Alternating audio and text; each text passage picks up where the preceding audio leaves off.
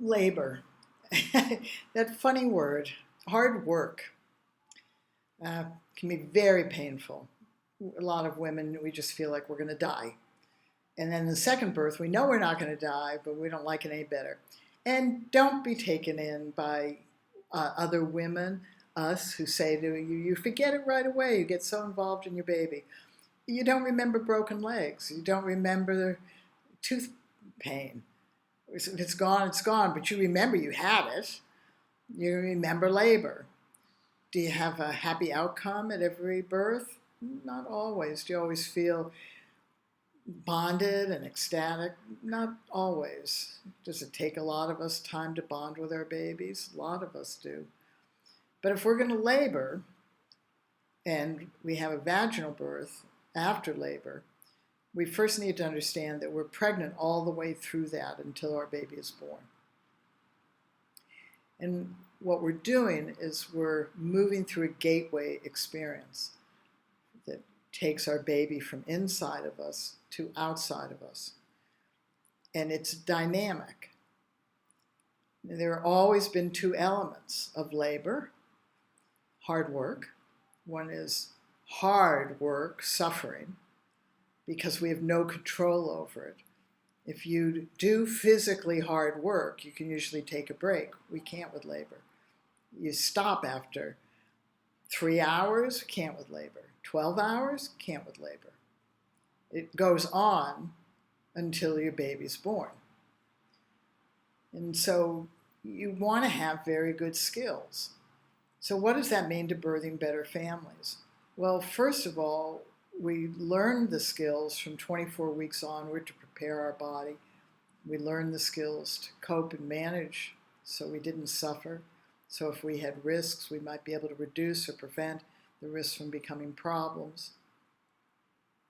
So when we are intending to labor, and let's assume in this course lesson that we're going to labor, you're going to have Braxton Hicks contractions. Women who are going to have non-laboring cesareans get them as well. So just practice your breathing, become more aware of how open you are, the tension down there. Make certain that you take a moment to communicate with your partner.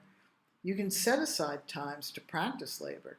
We used to, in the Lamaze classes, they'd send us home and we'd practice labor. We'd time contractions 3 minutes apart, 1 minute long. And during that 1 minute, the guy would either grab above our knee and really press so it was painful, or do an Indian burn on our wrist so that we had 1 minute of intense pain while we breathe through that pain. That's good practice. Right? So it's a good idea. Birthing Better families have done all sorts of things to feel like you're practicing. We use a lot of imagination. Let's just imagine I woke up this morning and I'm going to be in labor all day. Well, go about your business. But remember, you're in labor, so remind yourself about focusing on your breathing. Every 3 minutes or 2 minutes, you're going to have another contraction that lasts for a minute. Play around with it. You can practice all of these things to labor. The more you practice it, the more you see yourself, the more you see yourself in delivery. Don't go by what you're told, hands and knees, squatting. Go by the video in Birthing Better, which is find positions that your baby likes, and then get open in those positions and soft in those positions, in positions where you can cope and manage well, so that you can read your baby's your messages through your contractions. You want to have effective labor contractions. And if you're not having effective labor contractions, then either you have internal tension, which you need to find out where it is, look inside, soften, create space. And often women don't want to do that because it gets more intense, gets more painful. So we back off it. We instinctively back off wanting to increase pain because we have no control over it. We don't know when it's going to end. And without skills, it's very, very, very hard to stay on top of things. So labor is labor. It's hard work. Not much else to say. We just committed to using the skills. If we had hoses and wires out of every single one of our holes, didn't matter one bit. Really, we couldn't get into positions we wanted. Too bad. They did things to us we didn't like. Suck it up. We just labored and we used our skills every single moment of the time. And I can honestly tell you, Birthing Better Families tell amazing birth stories, and you can find them in the reviews on our website. We just, I don't know how to say it. We didn't like it necessarily, but we definitely were good managers. We definitely made a choice to just get really stuck in and do it. And often we were just so grateful to our partner, other person who had learned these skills with us, who could just help us, could see and hear right away when we needed help, and come forward with the skills that we shared, a common body language of skills, and work with us. It was such good teamwork. And what did the care providers say, whether, where we were? They were just amazed. They just wished everybody was doing this, and everybody could do this if we just had a societal expectation that it's normal and natural to self-learn birth skills and use them in your baby's birth. And you're the generation that's going to pass on that message. I'm now 50 years into this. You're the ones who have to pass the message on, because your sons and daughters are going to grow up to have children. You want them to know it's normal and natural to self-learn skills and then use those skills throughout their baby's birth. That's just what you want to do.